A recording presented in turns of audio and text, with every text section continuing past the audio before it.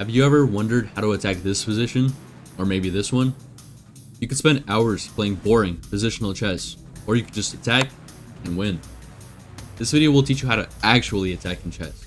Let's begin. Psst, like and subscribe. Attacking in chess can be divided into two parts, direct and indirect attacks. Direct attacks are self-explanatory. They immediately threaten a check or a mate on the king. Indirect attacks, on the other hand, are usually regular moves that either prepare or support an attack. In this position, an example of an indirect attack is bishop g5. Bishop g5 prepares bishop f6 so that when paired with queen h6, threatens a checkmate with queen g7. Here's how this could play out. Bishop g5, queen takes b2, queen h6, queen takes e5, and now bishop f6. Black is forced to sacrifice the queen to avoid being mated. This leads me to my next point. An attack doesn't always have to end with a checkmate. Sometimes your opponent can defend the checkmate, but the attack gives you piece-winning opportunities such as the one that we have just seen. A good attack involves both direct and indirect moves, but how do we actually find these moves? Attack your opponent's weaknesses. Let's take a look at this game between Amaz Byrne and Mikhail Chigorin from Black's perspective. In this position, Black is significantly better, but only if you acknowledge White's main weakness. If you simply play a normal developing move, not only do you lose all advantage, you're actually a little bit worse thanks to your space disadvantage. So, what is the weakness in White's position? If you look closely, you may notice that White's queen and king are both on the e-file. You may also notice that you have a rook on e8. This means that if the pawns on the e-file went on vacation, you would be pinning the queen to the king, effectively winning the queen. You now realize that your opponent has a glaring weakness along the e-file, which you can use to your advantage. Your mindset switches from simple development to finding a way to exploit this advantage. Take a moment to pause the video and try to find the winning tactic. The best move in this position is bishop takes f5. The move looks ridiculous and impossible to find unless you recognize White's weakness on the e-file. If e takes f5, you strike with e4 and White is in shambles. D takes e4 and rook takes e4, winning the queen. If White tries to move the knight anywhere, e takes d3 once again, wins the queen. The best move is king d1, signing away castling rights and sacrificing the knight. Takes, and even though material is equal, the position is not. Knight e5, queen f1, and knight f4 preparing knight f7 check. I'll leave the rest of the analysis to you, but it should be clear here that Black is completely dominating this position, which all began from exploiting the weakened e-file. Going back, White saw that capturing the bishop would lead to an inevitable loss, and instead played bishop g5. Now, instead of hyper-fixating on trying to win the queen, Byrne simply realizes a two-pawn advantage with the following by taking on e4 and has an extremely pleasant position. We can make some key takeaways from this game. An attacking sequence will make itself present if you find the opponent's weaknesses. Bishop takes f5 would have never crossed our minds if we had not seen the e-file pin. Hyperfixating on one idea can lead to your attack failing. Be fluid in your thought and adapt based on how your opponent defends. We just looked at exploiting weaknesses, but what if your opponent has a solid position with no apparent weakness? If you wish to be an aggressive attacking player, it is your responsibility to create attacking opportunities. If there are no visible weaknesses, then you have to create them. A great way to invoke weaknesses or start attacks is by using pawns. In this position, the strongest move is g4. Notice that the pawn isn't capturable as it is protected by both the bishop and the knight. After g4, the bishop may sneak its way into e4 to attack a rook, only to get kicked out with f3. Bishop g6 and now h4, continuing the attack. If White got an extra move, h5 would trap the bishop. Black's only way of stopping this is to push the h-pawn.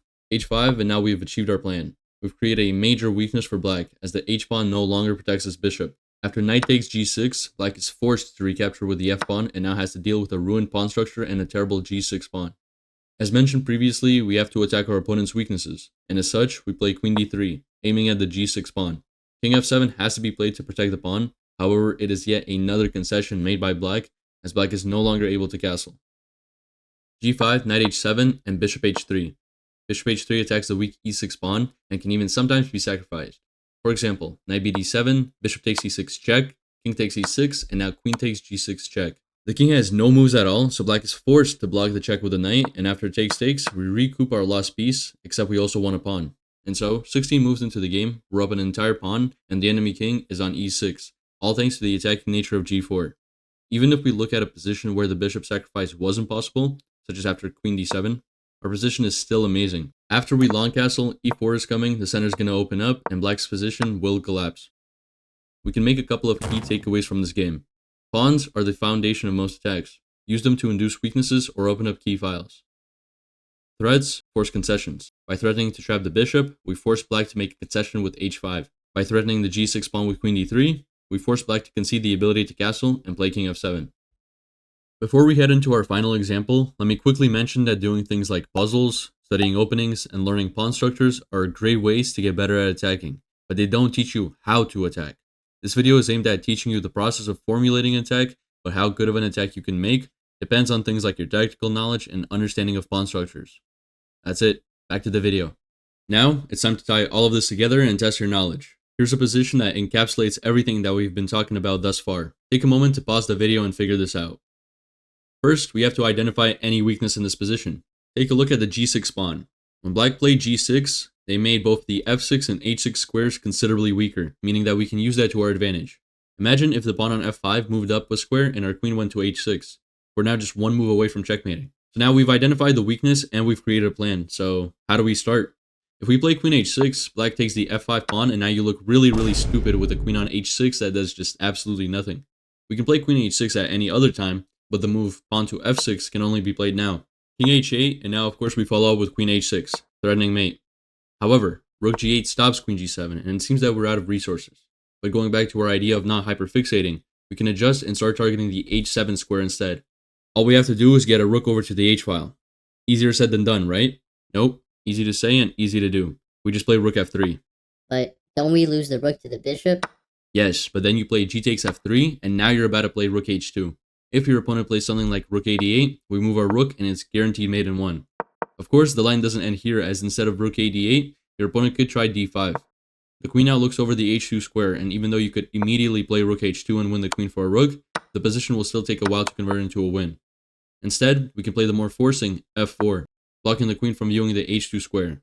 Now, rook h2 is unstoppable, and black's best move is to actually just sacrifice the queen for a pawn, at which point, black should probably just resign. It's worth noting that after rook f3, if the opponent doesn't take the rook, you can just play rook h3, and you also have mate in 1. Now, the puzzle ends here.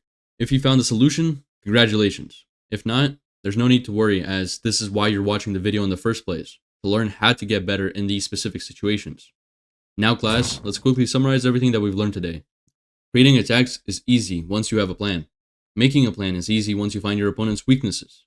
If your opponent doesn't have any, a great way to create weaknesses in an otherwise solid position is to use pawns. For example, pawn breaks, pawn storms, etc. Lastly, don't get caught up chasing the same idea. Remember that not all attacks have to end in checkmate, and sometimes winning material is the best move. That's it.